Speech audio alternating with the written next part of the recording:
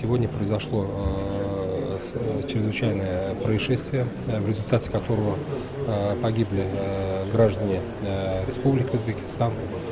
Благодаря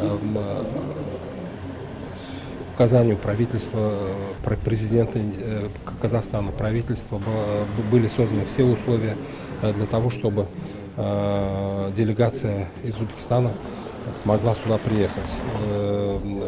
По указанию президента Республики Узбекистан была создана оперативно рабочая группа, правительственная рабочая группа во главе с министром по чрезвычайным ситуациям Узбекистана, которая прибыла сюда для изучения обстоятельств и выявления причин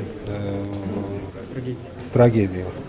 Надеемся, что вот эти все следственные мероприятия, которые необходимо провести, будут проведены оперативно и в срок, и мы сможем при содействии казахстанской стороны решить все необходимые вопросы для того, чтобы пострадавшие и погибшие были доставлены своевременно на родину.